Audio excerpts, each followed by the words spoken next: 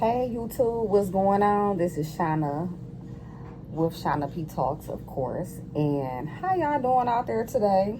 Welcome to my channel. Um, yeah, y'all, I just came on here for a bit to, you know, get into some crazy things. Talk about this guy. I think his name is Edward Redding. There was a story. Well, 2 days ago on Sunday, I was looking at the news, and this dude, well, it was a car found burnt up, and they found three bodies in there. Okay, fast forward, they found out earlier today that it was a lady. Well, it was two ladies and a kid. Unfortunately, the situation is very sad. It was a 9-year-old kid in the car with two adults. One of the adults was the guy who supposedly murdered them. Come to find out, he shot both of the adults and he stabbed the child. That's what was said on the news also. Yeah, unfortunately, that's like a very, very sad situation. It was his ex-girlfriend and her mom and the ex-girlfriend's niece that was found, which is the 9-year-old kid. The ex-girlfriend of Eric Redding, she was babysitting her 9-year-old niece. Her mom was on the news also talking about it, and I feel so bad for the lady because she lost her sister, her mom, and her daughter. Her daughter is the 9-year-old. She left her 9-year-old daughter with her sister to babysit. From what I'm hearing, the dude was like controlling. I don't know if it was like a situation where she was trying to get away from him or whatever, and they broke up. I think they said he's her ex. So I don't know. That scenario was playing in my mind, if I can't have you, can't nobody else have you. And he just took it out on her mom, and the niece. They caught him, the police, and they got him on gun charges for now. He did try to run, but they caught him. The Detroit police. This happened in Detroit, by the way, y'all. Yeah, it just, ladies, it's so scary, y'all. Like, just like breaking up with somebody and trying to leave them. It's like you gotta kind of do it secretly. Like, you gotta just don't even say nothing and just move and just try to get away. Like, don't even tell the dude, like, oh yeah, I'm breaking up with you, I'm leaving you. You gotta like try to do it secretly and just pray that he don't find you. Like, you just gotta move. You gotta just, it's a way to move, especially if you got a crazy man or crazy ex. It's like, and I know this been happening for years, y'all, but it just seemed like for the past few years, it's like, man, like, you can't even break up with nobody because these men are just so emotionally, not even just men. You got crazy women too that are like kill their boyfriends or ex-boyfriends because the man don't want to be with them. It's like people so emotionally, and I know it hurts when somebody leave you or when they breaking up with you, and that hurts, I get that. But it's like, man, like, you gotta let it go. Like, if it's not working with you and that person, just let it go. Like, it's gonna hurt, but just, you gotta let it go. If the person don't want you anymore, whatever the case is, just let it go. Like, and I know, like, for some people, it's not that simple. It's like, man, like, if you really cared about that person and loved them, even though they don't want to be with you no more, you will love them enough to let them go. You will be like, you know what, I want you to just go and be happy. Yeah, I'm hurt, I messed up, but just go on about your life and your business. I promise you it will get better. If you heartbroken, and my glasses, I need to clean them, they all foggy. It'll get better. That's all I can say, you know. And I just wanted to get on here and talk about that. You know, I got like some news clips of, you know, that incident that happened with this family. Unfortunately, I feel so bad for the mom, the girl that, like I said, lost her mom, her sister, and her daughter. It's sad. It's really, truly sad, y'all. But yeah, y'all, it's have y'all been in like scary situations to where it was hard for y'all to like walk away from somebody, or when you walked away from the person but the person was just like hard to get away from, like they kept sweating you or stalking you or whatever the case may be? I don't know, y'all. This is, we just bringing awareness, you know, stuff like this been happening, and I just had to get on here and just talk about it or whatever a little bit. That's crazy. I'm at work too, y'all, so I ain't want to be on here too long. I should have put like some lip gloss on my lips, but it's cool. I'm at work. Who cares? I braided my hair, y'all. I got her tied up because I'm at work, and it's really long, and I ain't want it to be, while I'm cleaning up or working, I ain't want it to be all moving around everywhere. But yeah, y'all. But like, comment, and subscribe, and I'm gonna put the news clips in of this horrible situation.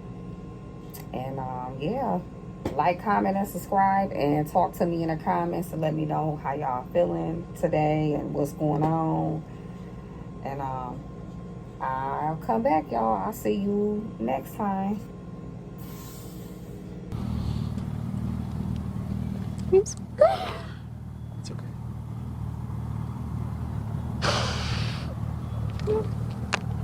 She was amazing. The best daughter you probably could have asked for. Funny, smart, witty, sassy.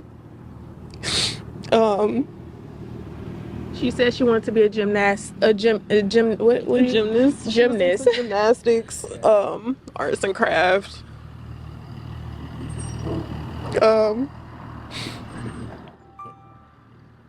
She was just a great kid all around. I never had. This was just my baby girl. Okay, and your mom, your sister? My mom and my sister, those were my biggest support systems. Anytime I ever needed them, like, I always call on them. My mom, she's a mom. She's always there. And my sister, always there. Any call, just always there.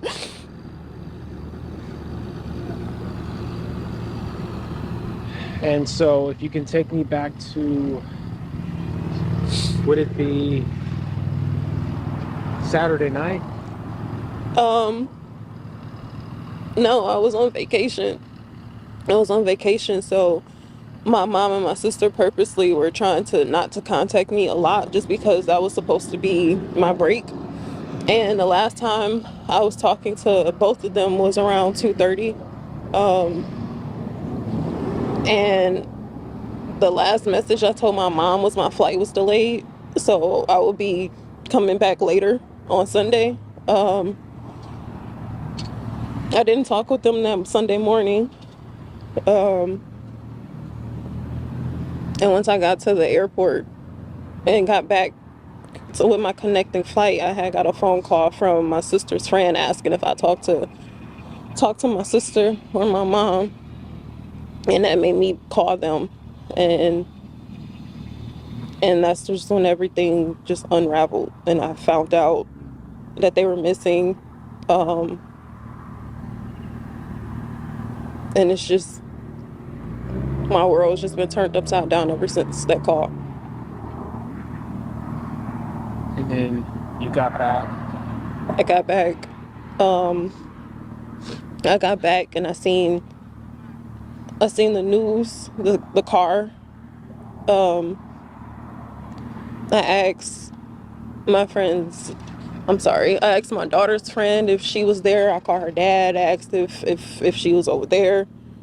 And no one had heard from anybody. Constantly calling my mom, phone going straight to voicemail. Well, no. She just wasn't answering.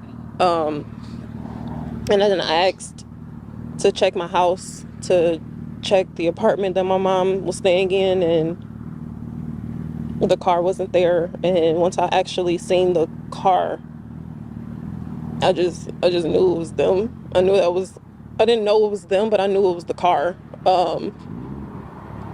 And just kind of piecing things together, hoping that it wasn't them.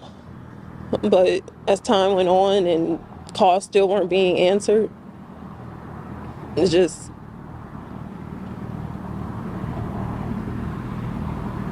you kind of sit with the reality that it might be them. And today,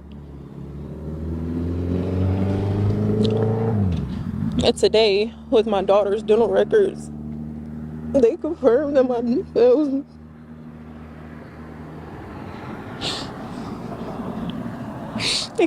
it was my daughter in the car. One of the bodies that were in the car. They still haven't confirmed that it's my mom and my sister, but I'm pretty sure it's them too. So going back to, they have someone in custody. Yeah. What is this person's connection? And my sister's boyfriend. They fought and argued a lot. Just typical. I don't want to say typical, but it's not typical. Multiple occasions she tried to leave him. He wouldn't. He would always find his way back.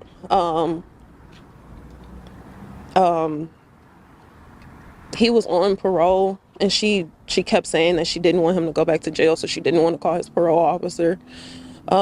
The last time I told her about their relationship, I told her if she wanted to be done and if she was really, truly scared of him, tired of him, didn't want to be with him, that she would have to do the unfortunate thing with calling his parole officer. And she didn't. She said that she would try to coexist with him. So I do know that they were still living together. She said on multiple occasions that they weren't together. And it's just, Was he physically abusive with her? and they physically had multiple fights before. Tell him about the time where he was allegedly about to kill her. Prior to that, she was in the house being strangled, and she came in to kind of like break the fight up because they live right beside each other. And Courtney swore that she would have died that day had Launcher didn't go inside the house and break the fight up. So Now we have three lives. 3 lives gone. Yeah. 3 generations. A twin, my mom's twin. A 9-year-old, a baby, an innocent child that did absolutely nothing to deserve that. She lost a mom, like she lost everything all in one moment. So it's just the waiting, the wondering, wondering what happened to them. And it's like I keep trying not to think about what actually happened to them. So it's just constantly waiting. A federal gun charge against the man suspected in the murders of 3 people, including a 9-year-old girl, tonight. A new 7-page complaint shows how police were able to catch 29-year-old Edward Redding on Sunday. Redding was arrested after leading state police on a chase in Detroit. Meanwhile, federal prosecutors say he's the prime suspect in the death of his ex-girlfriend, her mother, and his ex-girlfriend's niece. Their bodies were discovered in a burned-out car Sunday in the area of 30th and Milford on the city's west side. Erica Erickson joins us live. And Erica, that complaint has shed new light on what happened here. Yeah, it certainly has. We saw Redding in court. He was wearing a beige jumpsuit. He had chains around his wrists, his waist, his ankles. He's hearing the charges against him in federal court. Take a listen to the details. An unimaginable scene on Detroit's west side, a charred car, 3 lives taken. Now, the man suspected in that triple homicide arraigned Tuesday on a federal charge of a felon in possession. This all stemming from that horrific scene early Sunday, what Detroit police are investigating as a triple homicide. 3 bodies found inside a torched car. Sources say Redding's 44-year-old ex-girlfriend and her mother were found shot in the head in the back of the burned car. And his ex-girlfriend's 9-year-old niece also found with her throat slashed in the back seat, all of them set on fire. Sources say his ex-girlfriend had been babysitting, but her nephew was not hurt in the home. Court documents say within 25 minutes of 911 calls, the Detroit Homicide Task Force able to track a silver Saturn Vue to Edward Redding. And when trying to stop him, they say he took off southbound on I-75, driving on the shoulder and into oncoming traffic, and then exiting and running red lights, trying to get away. Redding losing control and crashing into a median. Police say he tried to run again, but troopers arresting him and finding a black Smith & Wesson .38 caliber revolver inside a brown bag on the front passenger side floor. Redding police say later admitting to seeing and touching the gun, but says he ran because he was on parole and wanted to return the gun, manufactured outside of the state, to its owner. The 29-year-old convicted felon out on parole from offenses in 2010, including armed robbery, carjacking, and felony firearm. Redding record shows sentenced to 11 to 22 years in prison and serving roughly 13 of them. Sources say he even tried to control his ex-girlfriend he's suspected of killing while behind bars, telling her where to be and what time to be there. There's a lot of moving parts to this. As far as the federal case goes, we're told he's due back in court on Thursday for a bond hearing. Now, we're also told this gives Detroit police time to work on that homicide investigation that he's linked to. Reporting live, Erica Erickson, back to you.